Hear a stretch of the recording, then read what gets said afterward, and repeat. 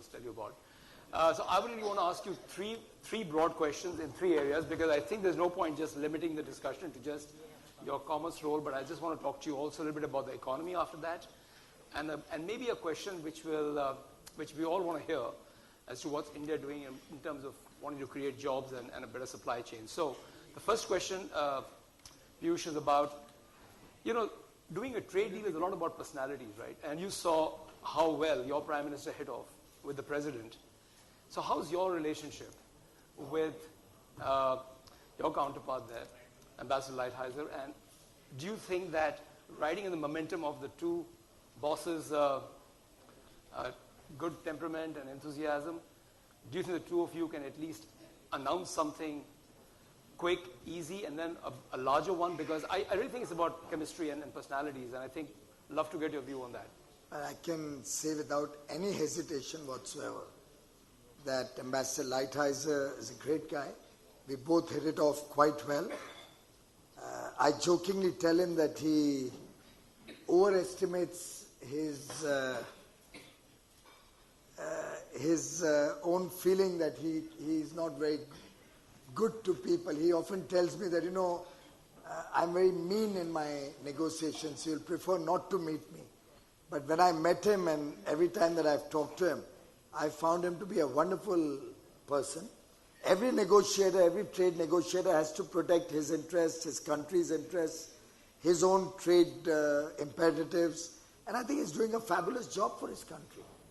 And that's what I'm expected to do for India. And as long as both of us understand each other well, I see no problem. Probably by now we would have been in a position to announce something, but for the fact that he was caught up earlier when we met in the US with the Japanese negotiations, and thereafter with the Chinese discussions, and therefore probably our own finalization of the trade package got a little delayed. But we have almost resolved the broad contours of what we are going to announce. I don't see any great difficulty in closing the gap on the first announcement, but both of us are very clear in our minds that given the strong relationship, both at our leaders level, where Prime Minister Modi and President Trump have taken the Indo-US relationship to a completely new height, building upon the strong relationship that Mr. Vajpayee had built up, Dr. Manmohan Singh had carried it through to the next level, and now with Prime Minister Modi, in the last 5 years, I think Indo-US relationship are at their best ever. Absolutely. And I believe the people-to-people relationship, particularly what we saw in the Howdy Modi event, the connect that both the leaders had with the people assembled there, almost a 59,000 strong crowd. I think very clearly both Ambassador Lighthizer and I understand that we have huge potential we still need to tap. We'll hopefully come out with our first set of agreements soon. But we both believe that India and the US should look at a much larger engagement in the days ahead, possibly even leading to an announcement for a bilateral agreement which will go beyond the mere tinkering that we are doing at present. In terms of personal chemistry, I think we have both hit it off, and I believe I value his friendship, I value his guidance. I'm new to this kind of trade negotiations. Only about 141 days old today. So I didn't know what the T of trade is until the 30th of May.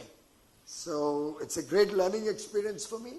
And I think Ambassador Lighthizer is holding my hand and helping me learn some of the intricacies of complex, complicated trade negotiations. So we are very confident things are on the right track. I don't think anybody in this room need to worry at all. And let's power our businesses to work together and fast track our own engagement between the US corporations and the Indian companies, so that together the world's largest and world's oldest democracies can truly show to the world the power of two. I think just maybe probing that a little bit more, the world today is getting a bit more insular, a bit more protectionist. A lot of the countries have policies that want to promote jobs in their own country. What is your government's general view, given the bilateral trade between the two is at 150 billion and probably get to 275 billion in the next 7-8 years, as you were saying upstairs as well. There is massive growth anyway on the bilateral side. So Sorry. 275 is too small a target. okay, we should go larger. We go for 300. So I think no, I think Be the more ambitious. I didn't know KKR is looking at such small numbers. No, so I think my question is that given what's happening in the world generally, what's your government's view? Do you think opening up is going to be beneficial for us in terms of our economy, or do you think it's going to be a lot of quid pro quo? Because the fact is, they're creating jobs, for example, in Boeing, hundreds of them. What do you get, and how does your government view this from a more Well, I think geopolitical every angle? country has some comparative and competitive advantages. The old Michael Porter theory. It holds stead even today. And clearly, what we can bring to the table from India will not be the same as what the US can bring to the table. Right. The US brings technology, the US brings innovation, the US brings skill sets which are quite unique and from which we have a lot to learn. The US provides education of a quality that helps Indian students learn and come back and serve the motherland. Probably you studied in the US also. No, I didn't. You haven't? I'm India. Okay, you're like me, pure grown Indian. Absolutely. But our children, for example, have benefited from the great US education. So each country has their skill sets and their advantages which they bring to the table. India, for example, will be the natural choice, I believe, for American corporations to make their own products more competitive. The large size of the Indian market attracts a lot of American businesses to India. The fact that Indian skilled labor, Indian technicians, Indian engineers can add value to US technologies is pretty much well recognized and known. I believe Microsoft, NASA, maybe Facebook, all of these companies have a huge amount of Indian presence even in the US and in their operations over there. So I personally feel there's no disconnect or there's no conflict in the Indo-US partnership. For example, if SpiceJet buys $25 billion of planes from Boeing, very naturally it's going to create 135,000 jobs in the US, which is good for the US, but it's equally good for India. Because I need to have better air connectivity internally and to the world from India. So I do need those planes. Yeah. But where I can work with Boeing to make them more cost competitive is possibly set up an MRO in India which has a strategic location and can serve a pretty large ecosystem around India. I can actually have skilling of their international employees happening in India. So there are complementarities which we have to understand and exploit. And that's what my job as Commerce and Industry Minister in India is. I'm looking to attract all of you to come to India, work in India, partner with India, and talk to me about how I can help make this a seamless, smoother affair and what we can do to facilitate this and fast track this. No, I think that's a great segue into the next question. You are really a doer. It's a fact. We have seen you in other ministries, other roles. The Vietnamese are traveling, crisscrossing America in private, literally jets, and marketing their country and giving them a one-stop shop. Vietnam exports are up 45% quarter on quarter. So if you are, you are the doer. What can you promise businesses who want to come here and we want to talk about this famous supply chain advantage? What can we do very quickly? Well, as the Honorable Finance Minister has been looking at this issue over the last few months, we've seen a series of announcements come out from her,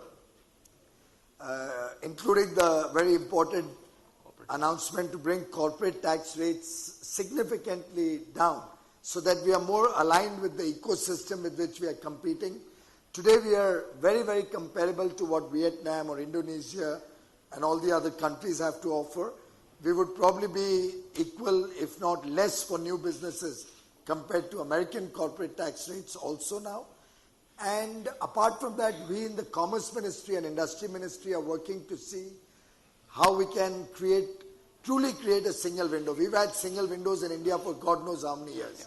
But every single window opened about a few hundred doors behind it. So I've been at pain to try and get my teams to try and put up a package which is truly an empowered package, and I'll share some thoughts that I have. For example, I'm looking at every investment over maybe $1 billion or $500 million or maybe even $100 million. I'll get one joint secretary of the government from the ministry or / the state where the person is setting up that investment to literally be the single point contact who will handhold the whole process, cutting across ministries, cutting across the bureaucracy in the state, at the local body level, and reporting directly to us in Delhi. So we are looking at some innovative solutions to try and truly make it easier for businesses from around the world to come and engage with India.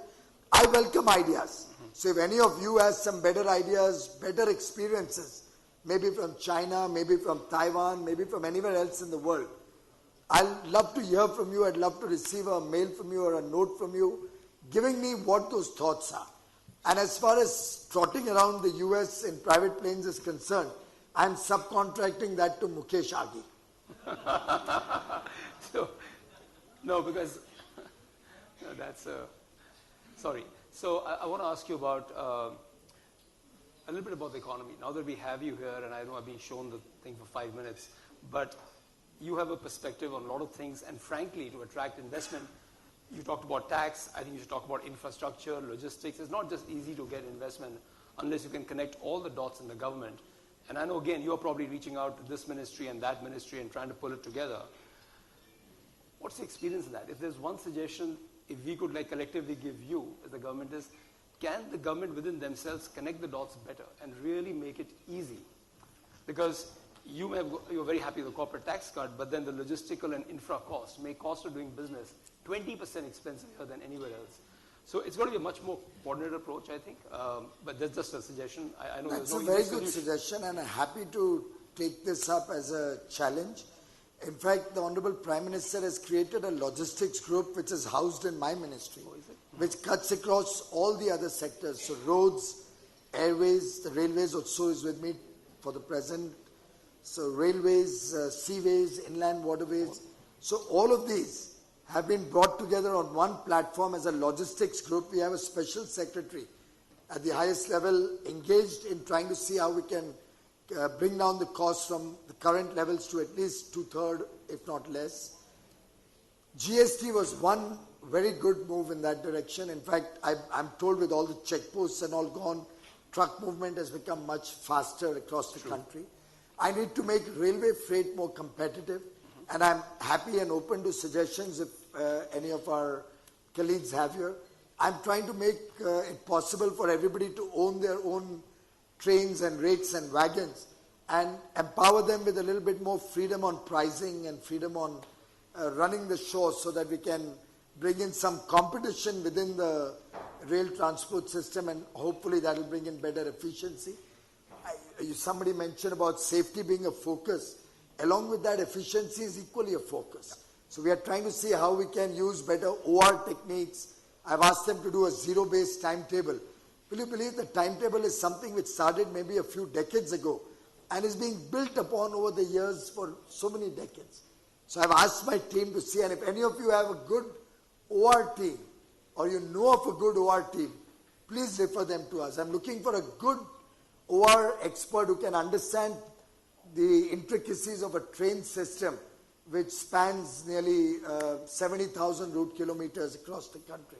So I would love to have somebody who can help me. I'm quite sure, given our existing system, I can improve my my capacity by about 20-25% only by rewriting the timetable. Another thing I'm focusing on is new signaling system. So I'm hoping to make the entire signaling system, which is currently 100 years old. We still have the 3 red, amber, and green lights in large parts of the country.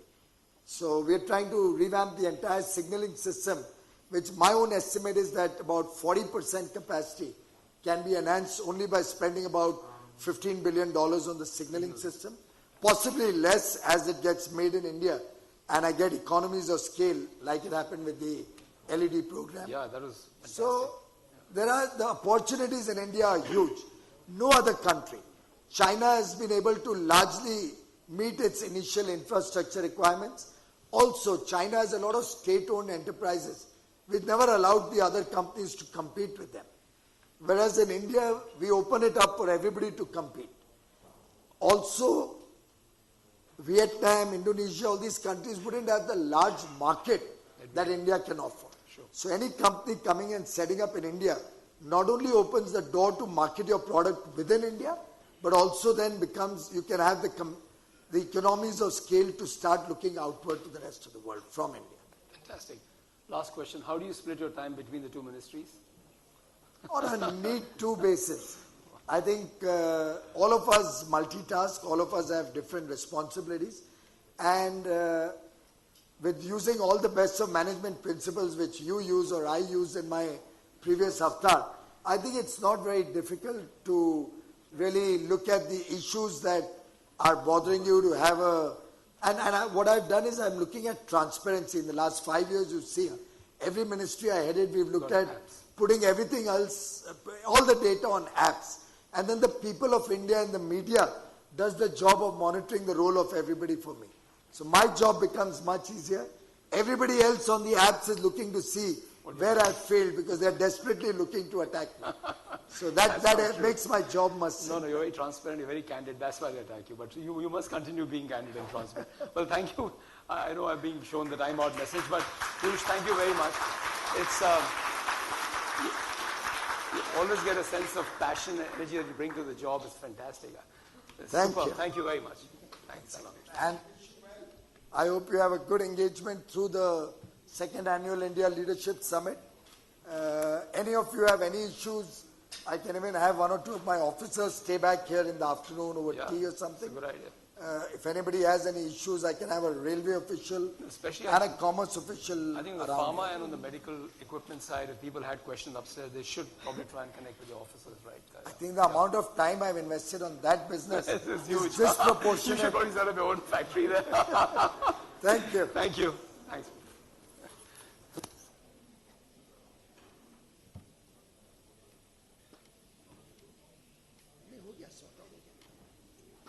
हम लोग को तो रोज करना है तो